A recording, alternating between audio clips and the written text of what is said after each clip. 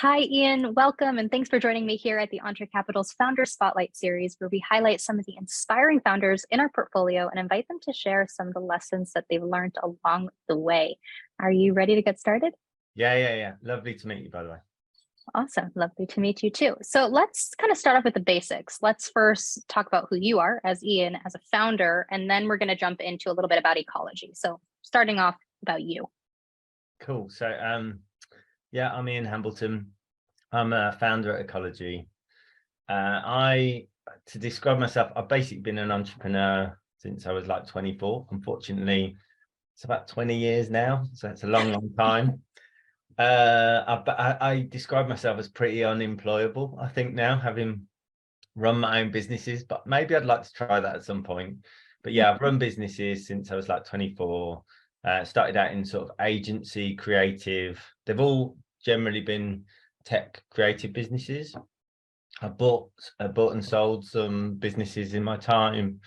I run a games company, and basically the reason I sort of came to Ecologi, if it's worth digging into that, is I have a coach, and he's very affected by the climate crisis, or was really affected. He was one of the early people within Extinction Rebellion when that was all kicking off a few years ago. Well, quite a few years ago. And he basically gave me a white paper to read. It's called The Extinction of Humanity. It's not a light read. No, not a fun read. Ironically, I was on a plane writing a marketing plan. I thought I'll just read this in 10 minutes in between. Yeah, and it was horrendous. It was highlighting a lot of the things we see now. Famines, wars over resources. Sorry to take a downturn in this. We're going to lift it back up to positivity soon. All right. But yeah, it was tough. And it basically, and he said it's really interesting to read science that's not funded, because a lot of science has a positive end to it. This did not have a positive end. Basically, at the end, society collapses and we all die.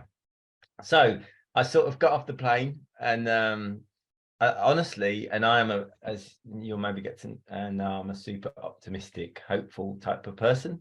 But I did find the next couple of days really tough, and sort of went into some sort of mourning, to thinking that my kids' lives would be totally different to mine, and my kids' probably wouldn't exist.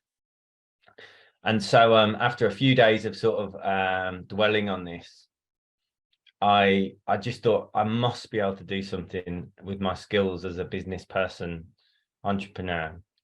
And so I'd randomly been put in touch with, or I'd randomly been talking to another friend of mine that runs businesses. He's actually our chairman now, Rob Belgrave. And I said, look, Rob, he mentioned over a coffee, there's these guys in Bristol and they're setting up this subscription to save the planet. You should speak to them. And I literally got back from my trip and said, you need to put me in touch. Let's go. And that's really the foundation of Ecologi, and where it all started. So what exactly is Ecologi? It's got a great backstory, but can you jump into a little bit about? Yeah, of course I can. So basically, it's a platform for taking climate action. And we have a number of tools and products that bring that to life. But in its very basic form, it is there to make taking climate action simple.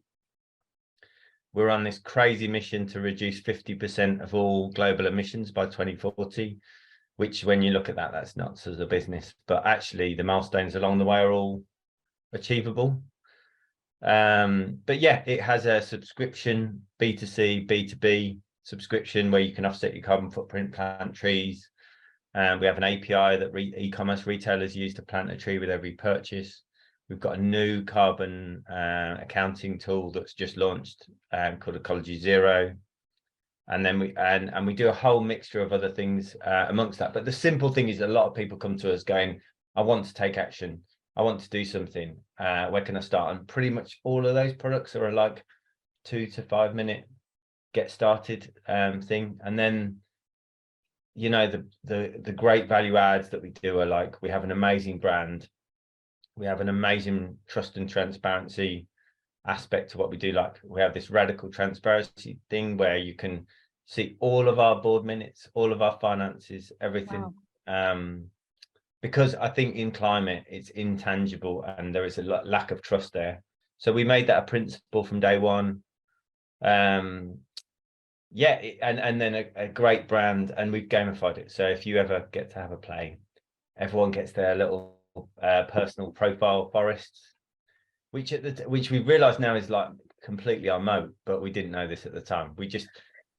So I can describe No. I think that's a super interesting point, and I kind of want to touch upon a few of those things. One, the fact that you said you didn't know this at the time, and now it's a super relevant part of your platform, the gamification. So I want to kind of jump into like, have you found product market fit? Have you figured out exactly where you are, how to get there? And then if you can, as part of that, kind of touch upon how did you come to knowing that gamification would work for you? Because obviously it's a conversation in a lot of the, especially B2C places. How to do it, how to engage, if to engage with it. So can we jump on that? Yeah. I might do them in reverse. So, okay. The gamification element, we didn't realize it was our moat, but I think it came out of wanting to have a fun brand that was hopeful and positive that people could get into. And so the idea was we'd build these public profiles. So as soon as you start buying some impact or, planting trees, these would appear in your forest and you would be able to, see them on locations on What Three Words, and in certain places see the actual trees planted, because we wanted to make climate action feel more tangible than it is. So that's really where it started out. And then we created badges and leaderboards and all these different things off the back of it. So that's where it happened. Then the thing that has been really interesting, we have a like ultra low churn rate at Ecologi. It's like 0.4 or up to 0.6%, like really low. Wow. And I think there's two elements to that. One is obviously psychologically to decide you're going to fund climate and do good. To then cancel is quite a big thing. It's probably quite low down the list of things to cancel after like meaningless shopping or whatever. But so that's one factor. But the other factor is, when a business spends £10,000 with us or whatever it spends, and it's place on the internet that shows it's doing climate action is Ecologi profile, it's a bit like a Nike running app, right? You don't want to lose that data, so you don't transfer over. So that's that. Product market fit. So we have, I would say we have product market fit on a number of our products, but we've obviously got some that are new, so we're finding that way. So on the subscription, we've got product market fit. On the API, I'd say we've got product market fit. We actually need to do a bit more with it. But with things like Ecologi Zero, that's literally launched in the last month or two, so we're finding out, and they've all got slightly different curves, basically. Like, this is a very new space. Well, not very new in the world, but a new in the sense of money pouring in or money coming in, and people really focusing on and realizing that climate is important. What are some of the hard parts about the beginning? You're still kind of in the beginning-ish, but even the early stages, was there a large learning curve? What are some of the stumbling blocks that you've had to deal with, particularly because it's the climate tech space, not necessarily as an entrepreneur, but as an entrepreneur in climate tech? Yeah, that is a really good question. I suppose I'm pretty comfortable in those new technology areas as a founder. I've run a VR game studio that was a completely overhyped, but now growing really strong. So I'm familiar with that new territory. I would say there's an added nuance in it that climate, there's there's a lot of baggage there around greenwashing and how valid is stuff to use and all that stuff. It is tough. We deal with that by just being completely transparent, because once you live out in the open, then you can, even if you make mistakes, you can be honest about those mistakes. So it is a different nuance. I think it's hard being a trailblazer, and it's hard being in an industry that is very new. I would say probably the thing in climate that helps is that unfortunately it is like probably the world's biggest industry to come. So you have a lot of tailwinds with you, because basically it's growing, it's growing, it's growing. No one knows how big the iceberg is often what I say. It's like people currently looking at it going, oh, it's quite big, but it's massive. Literally, if we don't sort it out, there will be no planet, right? So there's going to be more and more money invested. So I suppose it's new and that's challenging, but you have got a lot of tailwinds. It's probably my answer.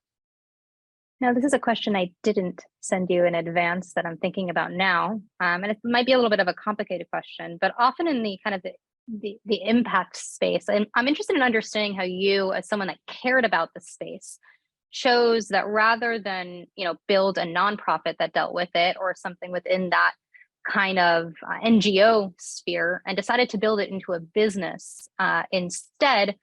What were the considerations, obviously, aside from the business considerations, but what were some of the considerations that you had that, brought you to make it into a startup? We've invested in you. And it's an interesting model because you do have, it seems you're a platform for good, but you have investors and supporters and a business model. So can you elaborate on that? Yeah, of course I can. So early on in our ideation, we debated this massively: charity, not-for-profit, social enterprise, business. I have my own perspective in that, having run businesses, and I believe that businesses have a bit of a leg up. If you use the financial system correctly, you can scale faster and solve the problem faster. You can hire better talent. I think a lot of charities are slightly, from a marketing perspective, it helps acquiring customers. Oh, you're a charity, brilliant, we trust you. That's great. From a business running, from an entity running perspective, can be quite challenging. You've got real limits on what you can afford to pay people. You have to create your own money from donation, create your own growth from donations. I think we've been quite clever along the way of how we for us, the most important thing is that we fix the climate and we fix the crisis. So for us, it's about getting there as fast as we can, because we haven't got many years to fix it. And so when it came down to it, if we could raise investment, grow faster, use user acquisition funds, get the right talent in, all of those things felt like much more important than just being able to say we're a charity. There is some limitations with that. Like, we have very, very low margins on our B2C products, because we know that people want to feel like most of the money goes to impact. We are B Corp certified, and it was really important in choosing that early on. So we're like, this year we won world's best for the environment. So we got one of the highest scores. So if you looked at us and you looked at some of our principles, they're very close to a charity, but in other ways they are more commercial. Now, what has surprised you? You've built businesses in the past, you said, especially VR. What has surprised you most about building in this space particularly? Oh, okay. So no, it's good. Lobbying them at you here. No, it's good. It's good. I've never run a purpose-driven business before, like purpose-focused, and there's something wonderful about that. Like, the energy pours out of Slack and people care. Sometimes too much, because there's that pressure on everyone to be like, we've got to go faster, we're trying to solve climate. That's pretty tough. What else? We have this thing about impact over profit. That's been interesting to like rationalize that, choices that you have to make. I couldn't believe how quickly we took off. I mean, I came from a world of business, and I was like, oh, my businesses are pretty good. And then we started, and it was just like, the scaling has been really rapid and fast and pretty amazing. So, and probably one thing that is really helpful when you work in climate is when you phone someone up and you say, hi, so-and-so, can we do something together? It feels like a very soft sell. So that's been really good, because people know that the reason you're doing it is for good. And it does change the way that you get interactions with people. 100%. Have you built partnerships into an essential part of your business model? How does it work? Because that's kind of what it is, right? People want to offset their carbon. They want to do something for the climate. How can you explain a little bit about how you view partnerships specifically within this space, and what advice, actually we'll turn it to an advice thing, what advice you might give for other entrepreneurs when it comes to building effective partnerships? Yeah, partnerships have always been pretty powerful in our marketing mix. We have a couple of people in partnerships working on that. It's always been from day one. So we've done a lot of that. I mean, more recently, we have this new product, Ecologi Zero, which is like a carbon footprinting freemium product. So it's free to use. It's basically there to solve businesses that want to carbon footprint in their business, but would normally get charged like 10 grand by a consultant to do it. So we're offering that as a free service with premium features. That's the real big innovation.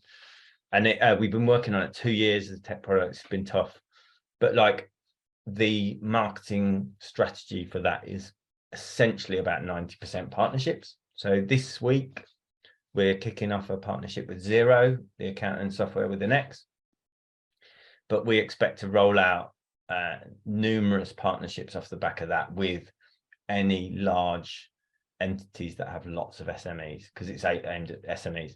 And obviously for the, I would say partnerships only work if it's really in both parties' interests. So most people we're talking to are trying to help their businesses or their customers that are businesses to achieve net zero, and they would ideally not like to show that to someone that's as a paid service. We offer both those two things because it's a free product. So it's been a pretty easy sell with lots of partnerships. So Xero is probably the first of about 10 we've got lined up. And I suppose that we're looking at companies that have between 50,000 and 3 million SME customers for every one. And it will be a fundamental thing. I would say partnerships only work if there is that mutual understanding of both people benefit. Otherwise, it's not a partnership. So that's probably the bit of advice. You can't flog something that isn't that. How did you find that mutual benefit? When you're looking to build these partnerships, or when you were trying to figure out how to start this partnership initiative, how did you speak to potential partners? What was the finding of that mutual benefit process? Because I think that might be a place that founders get stuck. Say like, I want to build all these partnerships, but I don't know how to have that mutual like give and take between these partners. It just seems like I have so much to offer them. What can I get? Yeah. Kind of thing is hard. You've got to not be drinking too much of your own Kool-Aid, I think. Oh, you must need my product. It's like probably they don't. I suppose it comes down more to product, and like when we made so we see that net zero is by far the most searched keyword for businesses. So that was one of the reasons for the innovation, basically. That was a core part. We knew lots of businesses and SMEs wanted it. They didn't know where to start, and it was really expensive to do. And then I suppose we looked at the market, and everyone was offering enterprise level products, and we didn't want to do that. We wanted to offer something. And then the next thing was just simply, well, look, if we can offer a freemium product, that would sort of trounce everyone else. So we decided all those things for us, and then we realized that would be very appropriate for partnerships, because the moment, let's say our product was £100 a month or £50 a month or whatever, going to Xero or going to QuickBooks or a bank or whoever we're going to launch with, it's a different conversation. It's like, we've got a tool that's good for SMEs, but you're going to have to ask your customers to pay for this service, and it becomes more tricky for them. So I suppose that's how we sort of ideated towards where we are. When you launched, did you launch as with the intention of this B2B space, or did you launch with B2C and then realize you needed to do more B2B? What was the process? So we did launch as a B2C brand.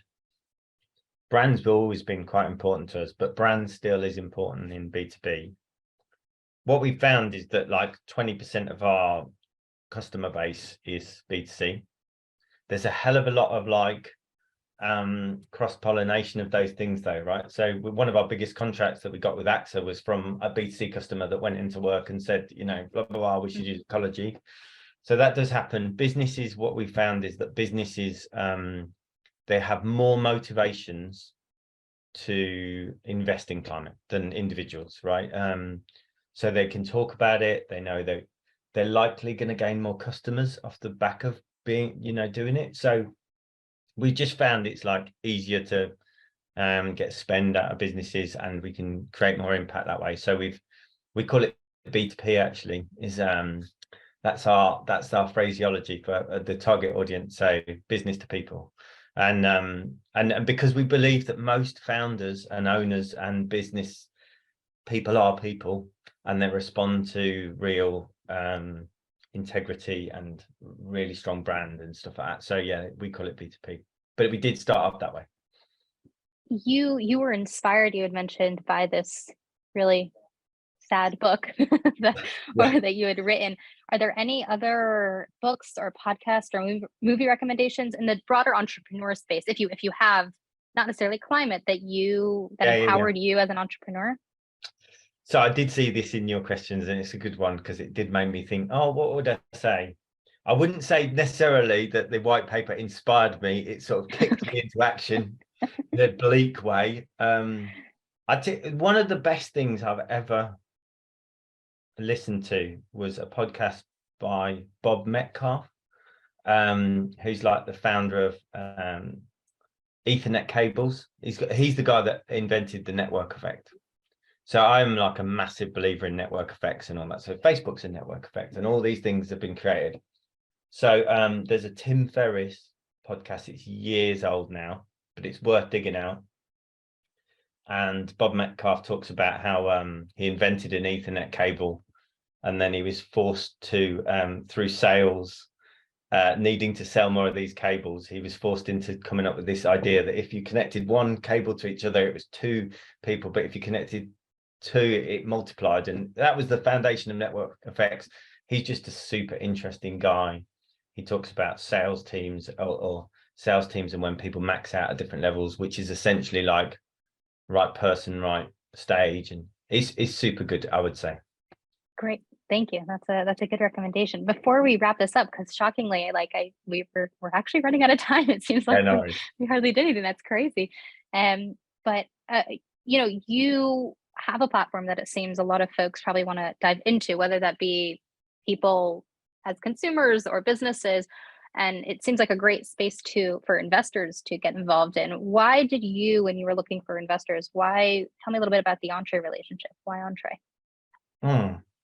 So first up, I would like to really give a massive shout out to Gideon in the team, because not only is Entrée an investor, but he does so much above and beyond for us. And I think he loves the business. So there's a bit of that, but honestly, he's such a keen advocate of that, which actually dials back to really like, why did we pick the investors we picked? And so we were lucky that at the time, in our wildest dreams, we were like, we want to have a tier 1 VC and investors with great networks. And so we did our seed round, and General Catalyst came on board, who were like, for us, the cream of the cream in terms of what they've backed previously with Airbnb, Deliveroo, all of those type businesses. And I believe, Entrée, Gideon had been talking to Nico there about co-investments and wanting to do stuff in the space. So you came in on that round.